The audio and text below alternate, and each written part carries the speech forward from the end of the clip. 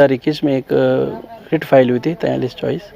उसमें माननीय उच्च न्यायालय ने उसमें जितने भी खसरा थे इस गांव के लगभग 37 खसरों को बाई नेम्ड डिनोट करके इन खसरों में जो कि गैर मुमकिन ओरण हैं, इनमें लोगों का अतिक्रमण है, इनको हटाया जाए। तो कोर्ट ने एक आदेश पारित किया था इसमें कि इनको PLPC के अंतर्गत दायर करके इनको हटाया जाए। तो उसके आलोक में ही ये सारी कार्रवाई हो रही है।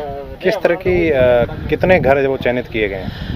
कुल मिलाकर उस समय 342 अतिक्रमण थे वो चिन्हित किए गए थे। उसके पहले भी एक बार 21 अतिक्रमण हटाए गए थे। उसके बाद 342 का एक 2-3 महीने तक सघन ऑपरेशन करके जितने 37 खसरे थे इन सभी का चिन्हीकरण किया गया। उसके पश्चात उसमें से हमने 2 बार ऑपरेशन और भी चला था। उसमें भी एक बार 44 और 2 46 लोग और एक बार 21 लोग हटाए थे।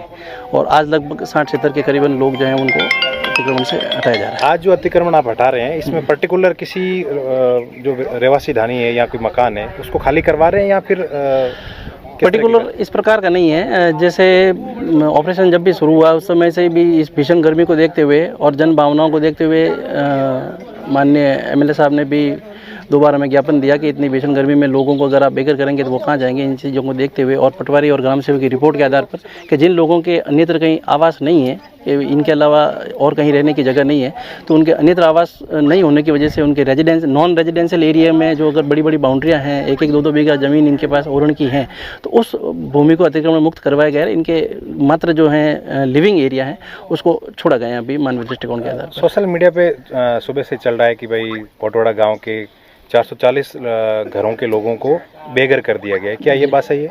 नहीं, सोशल मीडिया पे और प्रिंट मीडिया में भी कुछ दिनों पहले 440 घरों की बात आई थी, वो पूर्ण रूप में गलत हैं। 342 हमने आज दिन तक ही अतिक्रमण चिन्हित किए थे और उसके बाद में हमने 2 बार अतिक्रमण हटाए भी हैं। तो 268 जो अतिक्रमण हैं वो हमारे लिए हटाए जाने थे जो कि गैर मुमकिन ओरण में है। उसमें से भी लगभग 130 से 40 के करीबन रेजिडेंशियल यूनिट्स हैं। इसके अलावा समस्त नॉन रेजिडेंशियल यूनिट्स हैं, लोगों के बड़े बड़े बाड़े हैं जो कि आधा बीघा से लेकर के 2-2 बीघा तक लोगों ने अपने कवर कर रखे हैं, उसमें खेतियाँ कर रहे हैं और वो ज़मीन निश्चित रूप से गैर मुमकिन ओरण की है और माननीय न्यायालय की आदेशों की पालना में वो ओरण भूमि ही इनसे खाली करवाई जा रही है। इनकी कोई खातिरदारी से हम इनको खाली नहीं करवा रहे हैं और न ही इनके कोई लिविंग एरिया को हमने हटाया है। क्या ये कार्रवाई कब तक चलेगी और आगे का क्या रहेगा? कितने लोगों ने स्टे ले रखा है?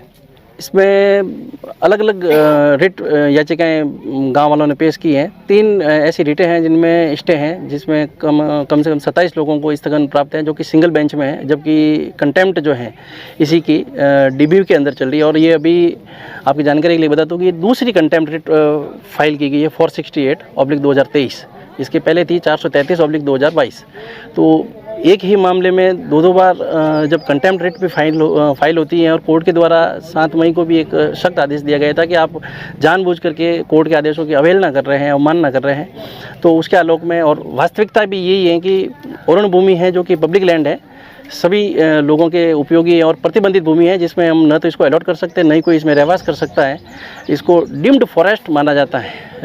संविधान की भाषा में देखें, रेवेन्यू रिकॉर्ड के हिसाब से देखें तो उस भूमि को खाली करवाया जाना बिल्कुल उचित है और हम उसी के अनुरूप माननीय न्यायालय की पालना में हम कार्रवाई कर रहे हैं।